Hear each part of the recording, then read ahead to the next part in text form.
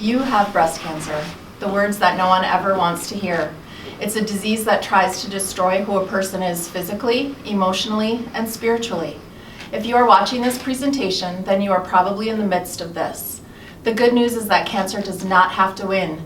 There are people and tools available to help you fight and win this battle. This presentation is one of those tools. It's been created by a local physical therapist who is also a breast cancer survivor. She has worked for years with breast cancer patients before she was diagnosed with the disease herself.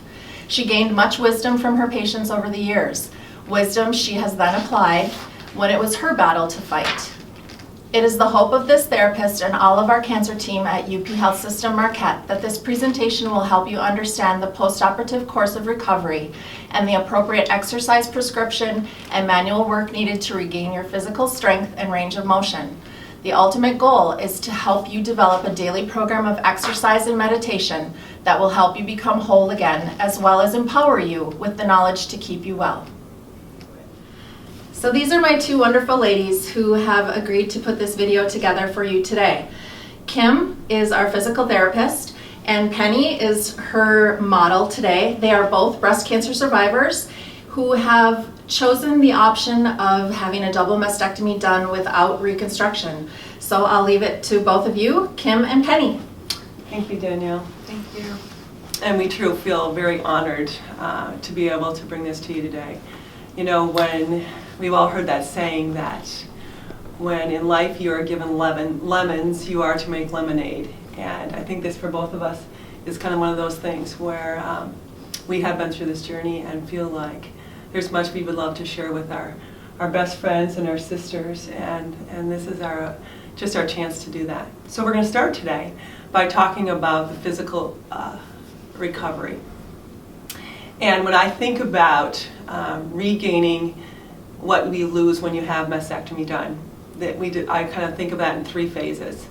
So the first phase is in that first 2 weeks, and that really happens when I kind of think about it being like the resting phase. You're still going to have your drains in, and even though we kind of think, oh, I should get doing something, actually, at that period of time, you want to kind of rest and let the body heal, let the drainage kind of settle. And there's only 3 exercises that we really suggest, and Penny's going to help me with doing those today. So the first one is just a backward shoulder roll. So as she's sitting here, and the reason we want to do that is we really want to keep things going across the scapula and the chest wall. We don't want to do so much with your arms yet, but we want to keep things moving here. So initially she's going to start by just doing a backward shoulder roll, and you can do it with one arm or you can do it with both arms at the same time. And she's just going to work on coming up, but really working the back and down part of that roll.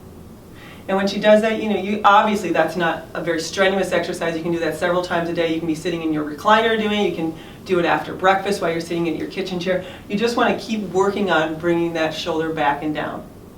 The other 2 exercises are actually done better in a lying down position. So we're going to go ahead and move to that for a minute.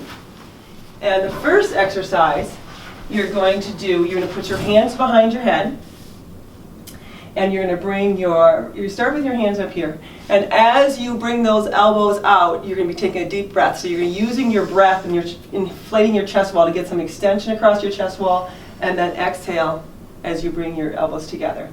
So inhale as you bring them apart, exhale as you bring them together. And this is another one of those exercises that you should be doing. This one obviously is not as easy to do. We don't lay around quite this much, but you can do it at least 2 to 3 times a day, 15 reps each time. And one thing that sometimes is helpful for women is if, Penny, I'm just going to have you bend your knees. So if you bend your knees oh so slightly, it takes a little pressure off your back, and it should be a very comfortable exercise. One of the, certainly this is a stressful time. There's lots of things going through our heads, a lot of things we have to think about as far as treatment. So a little wordplay and with exercises that I often tell people is, as you're breathing in, I want you to think the word I am, and as you blow out, think the word relaxed, and kind of let yourself meditate as you do this exercise, and just kind of, okay, all this tension I can feel in my system, just kind of let it go. And you can kind of work both of those at the same time. Later on in this presentation, we're going to talk a lot about lymphedema. And one of the things that we try to do, because after surgery, a lot of times, you have some fluid in that arm. That doesn't mean it's going to stay there, but you have it because this is a huge trauma to the body when you lose part of it. So one of the things the third exercise that we have you doing in this first 2 weeks is you're going to take, so let's say this is in our case, we both had double mastectomy, but let's say this is, you only had it on one side, or you can have 2 tennis balls, and you're just going to bring your arm up like this, and you're going to squeeze that ball for 5 to 10 seconds, and then relax it. And the act of the muscle contraction up and down that arm actually stimulates the lymphatics to push the fluid out of that arm, which is why you're in this position, because now you're draining it down while you're doing that muscle contraction. So keep a couple of sponges or tennis balls next to your bed, and when you finish the first exercise, just grab it. You want to hold it, like I said, for 5 or 10 seconds and do about 10 of these. So that's, 3 times a day we're suggesting that you kind of go through these 3 exercises. Thank you, my dear. So these exercises you did over those first 2 weeks, there's really no reason why you can't keep doing those exercises. Those are still going to be a benefit for you. However, now we're going to say, okay, I need to get this arm moving. I need to get my full range of motion back. And there's lots of reasons why women lose range of motion when they have this surgery. One is because a lot of us have axillary node dissections, which means they've kind of taken a little bit of these lymph nodes out of our armpit, which makes it hard for us to get full extension. But the other reason is this phenomenon we call cording.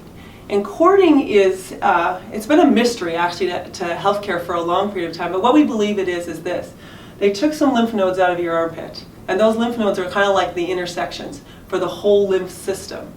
Well, if you take an intersection out, there's still a road left, right? It just doesn't go anywhere.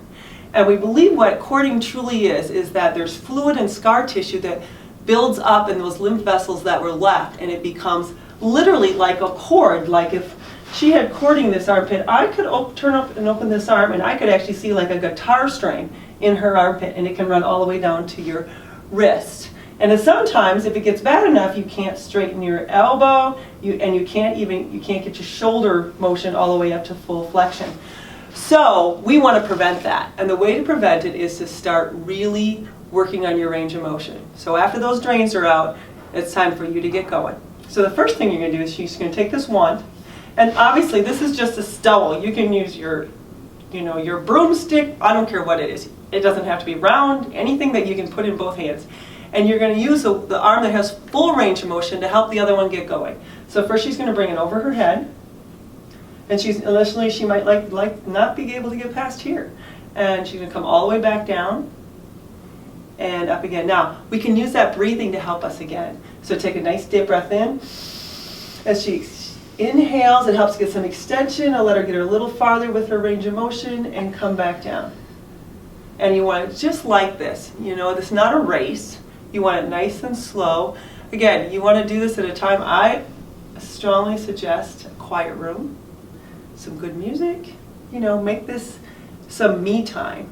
And that this is part of getting well. And sometimes we just need to be empowered that we too are part of this process. It's not just people doing something to us, but that we are part of this process of healing.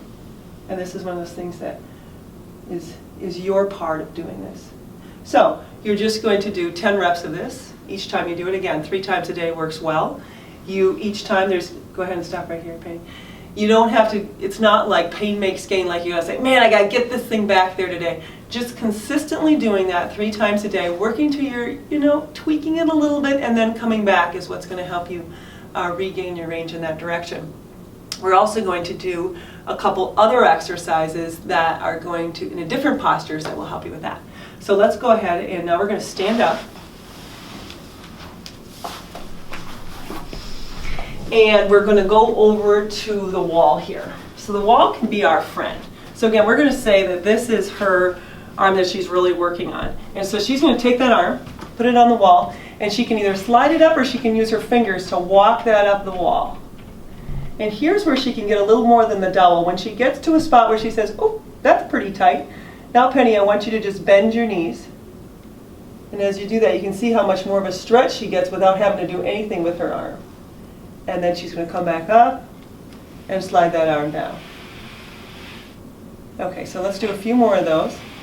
And as she's doing that, I want to show you a variation that you can even do with a little bit of massage. So let's say you have a little bit of tightness or cording happening here. You can either have someone or take your other arm, and as you're there stretching it, you can take your hand and you can just slide it down the arm, and you're going to go, whoa. And today this might feel pretty good to her, but initially you're going to say, wow, that actually burns as I'm trying to stretch that fascial tissue.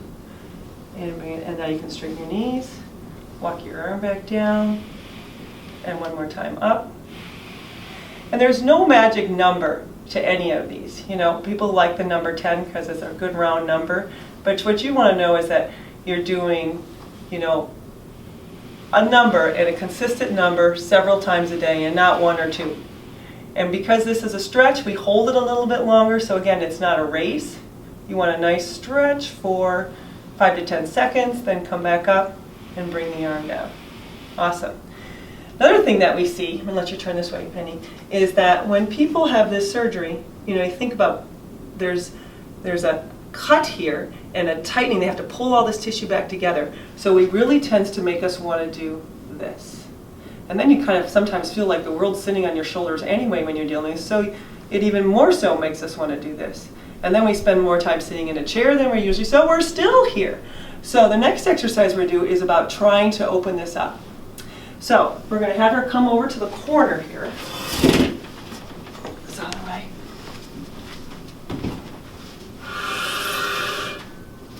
And she's going to stand with, you know, a good 1.5 feet from the corner. She's going to bring her hands out, and then she's going to gently, and you can either have both feet back, or you can, if you want to take a little weight off of your shoulders, you can bring 1 foot forward. So just bring 1 foot forward. There you go. And then she's going to lean forward, and as she does, she gets a nice stretch across this area on both sides. Now, this isn't one of those things that you want to overstretch. You just want to, and because that weight's on your leg as well, you're totally controlling the amount of pressure that you put through your shoulders. I think almost everybody, whether you've had surgery or not, does this and says, oh, that really feels good. And go ahead and come back. And then again. And this one, you can hold it a little bit longer, more like 10 or 15 seconds. And if you did 5 reps of that, that would be sufficient. Good, does that feel good, Benny? Mm-hmm. Good. And the last ending exercise, I'm going to have her go ahead and turn back this direction, that we'll have women do. So just a little bit of side bending to work on, because everything we've been working on so far is mostly flexion, a little bit of abduction, but then we're going to take and we're going to have you, so if this is her side that's really involved, I'm going to have you just lift that arm and just side bend, yep, this direction. You can either hang onto the wall or here, and just start to get a stretch across this other side.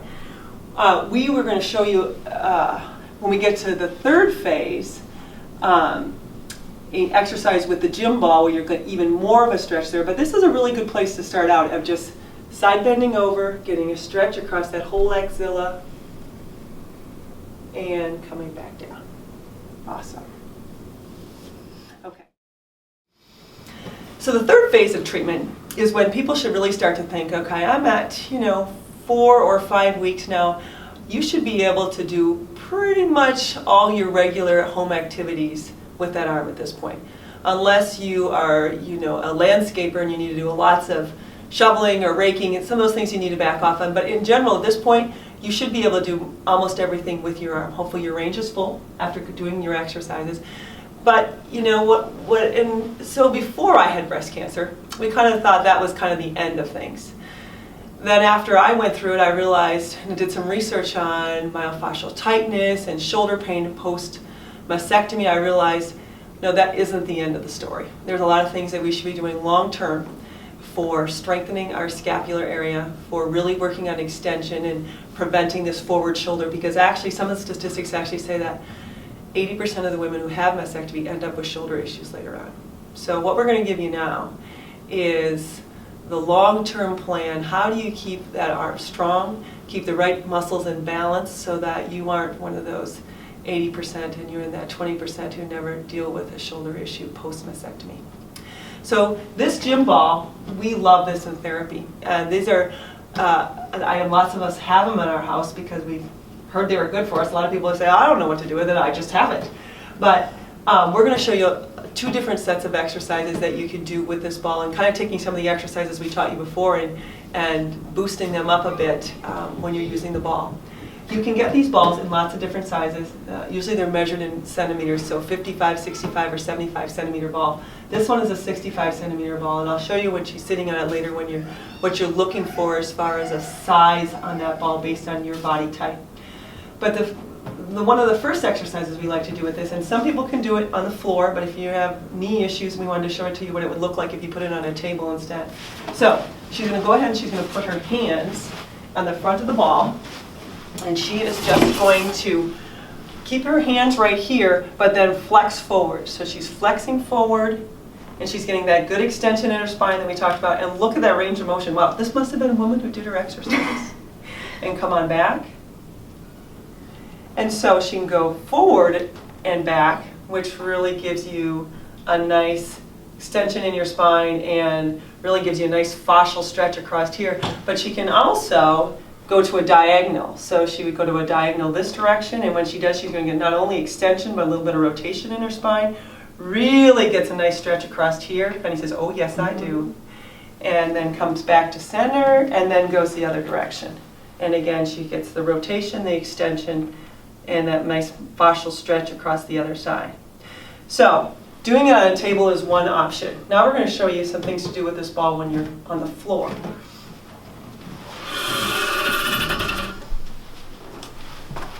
So, and we first want to just repeat that exercise. So now, Penny, you're going to get on your knees, and you're going to do those same 3 exercises in the front. So now she's coming straight on. And again, she gets a little more extension when she's not in that chair. And then you can do the 2 angles. So thoracic extension, getting extension of your spine like this is a huge goal for us in therapy. If anyone comes and sees us for a shoulder, one of the first things we look at is how much mobility do they have in their thoracic spine, because that determines where the shoulder sits in the space, which determines what kind of irritation we get in our shoulder. So we're going to show you a couple of more ways that you can work on extension, some of my patients' favorites. However, if you have any diagnosis of spinal stenosis, if you're really stiff in your spine, I just don't want to tell you that this exercise is for everybody. A lot of my patients love it, but there's some people I wouldn't ever have do this. So go ahead, she's going to sit on the ball first. Penny, I think let's scoot the ball just a little bit this way so you have enough room to walk up that way.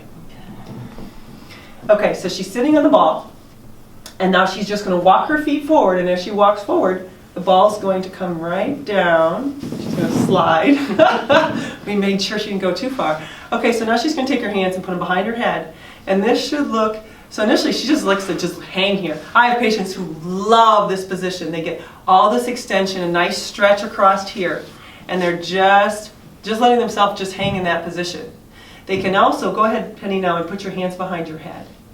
They can also go back to that very first exercise we taught you, and that's where she's doing that inhale and exhale. But now, because she's got that ball behind her, she gets even more mobility across her scapula. And she can do the inhale, exhale with it. So it's kind of a combination motion. You can do extension and just let your arms hang, or you can put your hands behind your head and really work on. And I still do this exercise, both of those, every morning. They just feel good. And they helped me to really open up and get some motion across this part of my chest wall. Let me now show you how to get up from this ball position, which could be handy once you're down here. So she's just going to put her hands on the ball. Okay, now she's going to start walking her feet back up. She's got socks on, which makes this a little more challenging. There you go, and she can come right up from that position. Awesome. Okay, so now we're going to talk about strengthening. So we talked lots about how to get range of motion, how to get your arms over your head, but really, what do we need to strengthen? And what you need to strengthen for long-term shoulder health is, believe it or not your shoulder. It's this joint back here, which is called the scapular thoracic joint. So it's your scapula moving on your thorax that determines what position the shoulder is in. So there's this handy-dandy thing in therapy. We call this the pocket gym. You can take it and put it in your back pocket, and you always got resistance with you, okay? And so this is one of these things that we highly recommend.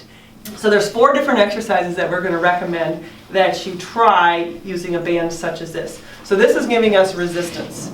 So the first one, so you're going to hang out at the end, at the very ends. Here you go. You can wrap it around your hand once if you want to.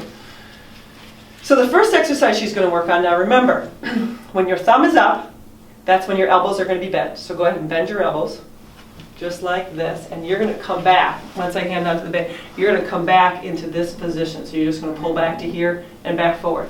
So when your elbows are bent, your thumbs are up. So go ahead and pull it back, and then come forward toward me. You can extend those arms all the way out, and pull it back. Try to bring those elbows right way back. Good. And when she does this, what she's working on, there's two different muscles that stabilize that scapula back there. One's called the upper trap, and the other one's called the rhomboid. And when she's using this one, she's working on the rhomboid.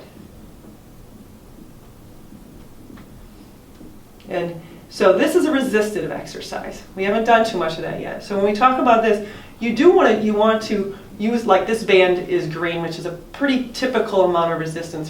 She's going to work a little bit as you're doing this. And what you want to do is, but we are trying to strengthen a postural muscle, not like your big thigh, so that you can go and have power. So doing 20 reps of this one time a day, I have found very sufficient to keep the muscle tone that I need there. Now the next exercise, she's still, so like right now you're saying, well, does someone have to hold my band? And the answer is no. You can hook it around a railing, you can hook it around in a door jamb and then shut the door. So there's lots of ways you can have that resistance held. So now the next exercise, she's just going to keep her hands there, but now she's going to turn her knuckles up. So now she's hands are, and she's going to keep her elbows straight. So with both sets of these exercises, when your thumb is up, then you know your elbow's going to be bent. When your knuckles are up, your elbow's going to be straight. So her knuckles are up, her elbows are straight, and she's just going to pull back toward her hip. I hope she doesn't slide away. Good, and here she's working her upper trap, which is another one of these muscles in the back there that keep our shoulders back where we need them. And again, doing 15 to 20 reps. I do it every morning right after I get off my ball. And I find it very helpful. As a physical therapist, all day long I'm using my arms and my shoulders a lot. So I can't have a painful shoulder because I can't do my job well then. And I find doing this stuff in the morning, it sets you up for a good day. Doing this right before you go to bed, when we sleep at night, our muscles kind of shorten on us. So doing something right before you go to bed is not nearly as helpful for how you're going to feel throughout the day as doing it in the morning. Awesome. Okay, so the other two exercises do not require someone to hang on. So I'm going to let you go ahead and turn that direction. You do not have to sit on the ball doing this. The ball just adds a bit of instability. It makes you work on your core strength at the same time. So if you've got one, you're like, hey, I could put that to use. This is a great time to use it. So now she's going to take this. She's going to keep her elbows tucked right in. Remember, her elbows are bent, so her thumbs are up. Yep. Okay, and so now what she's going to do, sometimes I think of this for whatever reason as a windshield wiper. She's just going to try to keep her elbows right here. She's lifted here, breastbone up, kind of looking up and out. And now she's just going to pull her arms apart. Good. Now it doesn't have to go all the way out. Just go to there where there's nice tension and come back in. Good. And all of these resistive exercises, as you do them, see how she's doing it on, like, you know, she's doing it nice and slow and controlled, especially as you're coming back in. You want that to be nice and controlled. You're not trying to just whip it in. And when you do that, you get twice the work out of the workout. If you just pull it out hard and let it go, you only are doing a concentric contraction. This way you're doing both concentric and eccentric, and you're really making yourself work on strengthening that muscle.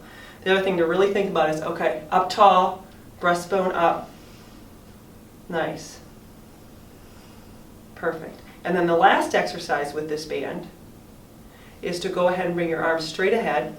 Now again, her elbows are straight, so her knuckles are up. Perfect. And you might want to slide out a little bit just so you don't have quite so much resistance. Good. Okay, so this one we call the taffy pull. And any of you who have gone to a taffy pull will know why we call it this. So you're just pulling it up and out. Good. So if you've never done anything like this, you may get to like 6 reps and you may say, yeah, that's all I'm doing today. My arms are burning. That's okay. You know, there isn't anything magic about a number of repetitions. You start where, except for you want to go to a point where you say, all right, that challenged me. I can feel that I've done something. The next day you might have a little bit what we call delayed onset muscle soreness because your muscles haven't done this before. But keep at it. Go ahead and let your arms down. These are exercises. You know, a lot of people hear about muscle strengthening. They think, oh, I can only do that 3 days a week. I have to give time. Because it's a postural muscle we're trying to strengthen, we're not giving you that much resistance. You are very okay to just make this part of your every morning routine, and it sets your shoulder in a good position for your whole day. Okay, so this concludes the exercise portion of this presentation. Now we're going to talk about what you can do with your hands, some myofascial work you can have that helps with your scarring. So I became very interested in this, of course, after this was my situation. I'd worked with patients for a long time, and I've seen how much chest wall tightness they have after their surgery. And so I pursued it, and I went to some extra clinical training to say, okay, what can we do with our hands, and what can women do with their hands to kind of try to make a difference in this tissue so it doesn't stay so tight? Because what we see is that if you get scar tissue here that's super tight, you can do as much of that exercise as you want to, but you're still going to struggle with feeling like something's just pulling like a vice here across your chest wall. So it's called tissue rolling, and first I'm going to show you on her arm what it's called, what it looks like. It's like picking up the tissue and taking your hands and rolling it and pulling it up. So that's pretty easy here on this part of our body because there's a lot of tissue to pick up and roll. But here, not so easy because it's so tight. So in Penny's case, you have to get on down here and you have to pick it up and you have to start rolling it and pulling it away. And when you first start doing that, so first of all, it's nothing that you want to do until you are well healed. So this is not something you do in those first 2 weeks. It isn't even something I started until about week 4 or 5 when steri strips are gone, it's well healed, I don't have any concerns about opening up because you can see I'm putting a lot of pressure through this tissue trying to pick it up and move it. And it was one of those things for me that honestly I started doing in the evening. I'd be sitting there reading a book, and I'd just take my other hand and I'd just slip it right in there, and I would just start moving that tissue around, trying to pick it up and move it and get it to move across here so that it softens up. And what you see happens with that is then not only does it feel better, but in our case we decided not to do reconstruction. And so you don't want, when you're wearing clothes that come down low, you don't want it to look like there's this tightness underneath there. And it just helps it to fall softly. And it looks like, it's your natural self, which it is actually. It's just not tight like it gets left after surgery so often. So this is something that you don't have. Initially, I think I did it just about every night for a month or 2 months. We look at how scarring happens, and most of it's going to kind of remodel itself over that period of time. But then after that, I still do it now maybe once or twice a week. So it's something that I continue to kind of watch and see. Some days it feels tighter and then I'll do it, but it's not something that you will have to continue doing on a daily basis forever. Okay, so now we're going to switch gears and we're going to start talking about lymphedema.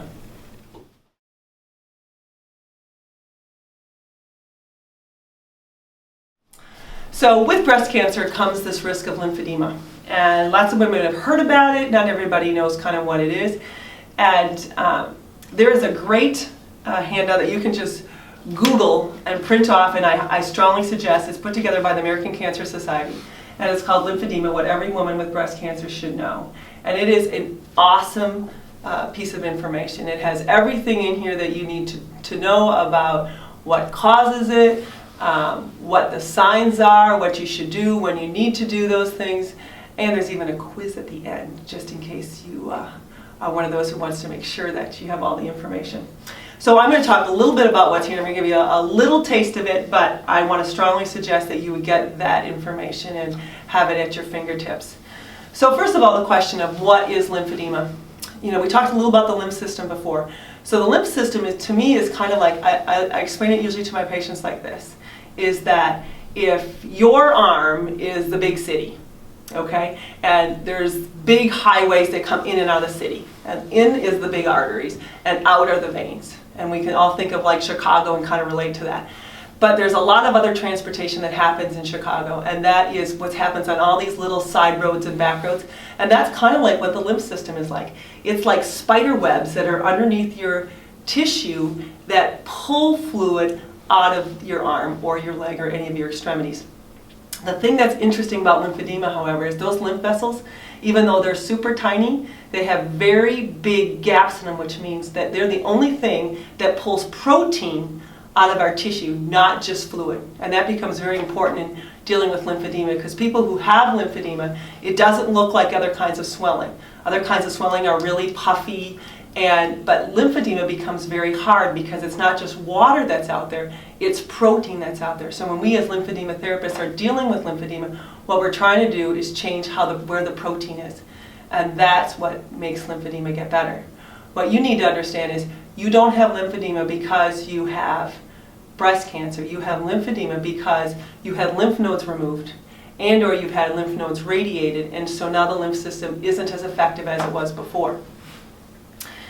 The lymph system has an 80% functional reserve, which means that 80% more fluid can be moving into my arm than normal, and I can still get it out. When you have lymphedema, when you've had lymph nodes removed, that functional reserve goes down. So now instead of having an 80% reserve, you maybe have a 30% reserve. And it's really important to understand that, and that's why we baby those arms. Because you can actually prevent lymphedema if you just don't let extra fluid move into your arm. Which means, there'll be lots of women I see who haven't had, they had their breast surgery 10 years ago and now they fall and they break their wrist. Or they happen to garden the first day the mosquitoes come out and they get 30 mosquito bites on their arm. Your body's reaction to either one of those insults is to send extra fluid to that arm. That's when we get in trouble. So the things that it talks about is to try to avoid infection, avoid sunburns, avoid tons of very repetitive, strenuous activity with its arm. It's because we don't want a lot of extra blood flow moving into that arm because you just might not be able to get it out. The good news about lymphedema is we're seeing less and less of it, and that's because our surgical techniques are getting better. We don't have to take as many lymph nodes out. A lot of times people can have just a sentinel node biopsy done, so the risk for lymphedema is less. We can focus our radiation better, so the effects of radiation on lymphedema is getting less. So, but it's still a risk factor. And we wish we knew, who will get lymphedema or not, but your job and your part of this is to say, okay, understand why these precautions are there. Then you read in a booklet like this and follow them, because those are the things that will keep you from becoming one of these women who develop this over time. So that kind of explains what is lymphedema, why there's precautions. Then the question is, okay, so what if I get it? Well, there's some, I'm a lymphedema therapist, which means that there's some very specific things that I can do with my patients to help them manage this. Not everyone needs a compression sleeve, but a compression sleeve can be part of that. We call it complex lymphedema treatment only because it has several components, not because it's super complex, but it involves wearing the right kind of compression on your arm so that we change how fluid moves in and out of that arm. It involves a certain type of exercise, and it involves certain types of massage, and following a bunch of precautions. So the first thing to do is to always kind of be checking that arm. And the best way I tell women to kind of watch that arm is, one, do my rings fit different? If I used to be able to put my watch on in one level, but now it's different, that might be a sign something's going on, or I can't get my ring off and I could before. Certainly there's things in our life that make us, sometimes we swell if we go for a 30-minute walk and our arm is hanging down, but you're just going to kind of gently watch that arm. Another really good trick is this, is you look at your knuckles and you say, okay, do they look the same, or can I see my peaks and valleys the same as one hand as I can on the other one? Or you look at your vessels in your wrist, and if you can't see them on this side, but you can see them on the other side, that's a sign that you might have a little lymphedema going on. The research is very clear that if we see women within the first 6 months of developing lymphedema, we are much more successful in taking care of it. So it's one of those things that if you notice you're starting having problems with it, you want to nip it in the bud early versus waiting till later. So that's, gives you just a snapshot of what this lymphedema thing is. Hopefully it's helped get rid of some confusion that you might have and give you some ideas about, okay, I need to be informed and I need to take good care of that arm if I want to reduce my risk of something like that developing. So now we want to end this presentation by, stepping in and talking about, we've talked about lots of physical things, but we want to talk a little bit about, dealing with the other part, the emotional, the spiritual part of dealing with breast cancer. So I think both Penny and I would just like to maybe, as sisters, give you our thoughts about, maybe even a little bit of our story and what really was the things that helped us work through this and now be women who thrive post-breast cancer. So I want to just tell you a little bit about my story and some wisdom that, Danielle shared at the beginning. I've seen lots of breast cancer patients over the years, and it was their wisdom over the years that helped me be ready, I think. I already kind of had made up my mind what I would do if I was ever in that situation. So I found out on a Tuesday that I had breast cancer, and I was like, oh, okay, well, let's just get this on done. And, I didn't really let myself process it that much. I was just like, okay, I'm all about the business of taking care of this disease. And even afterward, I kind of took on this strong attitude like, yeah, I'll watch Kim Spranger, she can just do anything. And I didn't really let myself grieve. And I didn't really let myself really work through the process of what I had lost. And then, it was a couple months later where I went to a movie, actually. And something about that movie the guy in the movie was really mad at God about something that had happened in his life. And it was just like turning off a light switch for me. I realized I was really angry about the whole process I had been through, and why do I keep going through this in sort of different ways, and why was it me? And I was just really mad. And fortunately, I was heading off on a women's retreat that weekend with a bunch of really good friends, sisters. And even though there wasn't any breast cancer survivors there, certainly they had all been through their own stuff. And so I just let it all out. And first of all, I think that's a really important thing to do, to kind of face that you're not happy about this and that it's not fair, and it isn't, and that you've lost something. And just be mad, I think, is a good thing to kind of let yourself go through that process. And so I just kind of let it all out and just really shared where I was struggling. But then I was kind of not sure, like, I had never done that before. Like, how do I move on from that now? Now I'm mad. Okay, I'm mad. Well, how long do I be mad? How do I do this? And this one lady said to me she had this great advice. And this was a great image she gave me. She said, sometimes you got to take your stuff that you're mad about, and you need to put it in a box. You need to keep it in that box, and sometimes you got to shove it back under the bed.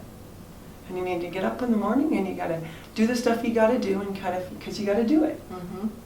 And then there's sometimes you got to pull it back up from under that bed, and you need to get it all out, and you need to cry over it, and you need to be, work through it and process it, and work through it and process it. And that was a great imagery for me. I could really take that and go, okay, I can live with that. I can work through it that way. Someone gave me a book called 1,000 Gifts by Ann Voskamp. And in it, she talks about putting together a thanks journal. And she wrote down 1,000 things because she had this really crazy life and she just couldn't see any blessing in her life. So she wrote down 1,000 things that every time she saw God blessing her, she just wrote it in a journal and wrote nothing else in that journal. So I did that. Mm-hmm. And you know what? It helped me see that I have had crap in my life. But you know what? I've had just as many gifts, just as many really cool things. And that I can pull that out of there once in a while, but I need to say my focus on all these great, wonderful gifts that I've been given. And so it really helped me put it to a point where now I can say, I can thrive, despite my losses, despite the risk that I might, die of breast cancer someday. I got that. But I see the gift that I'm given each day. And that, I think, is how we all have to live, actually.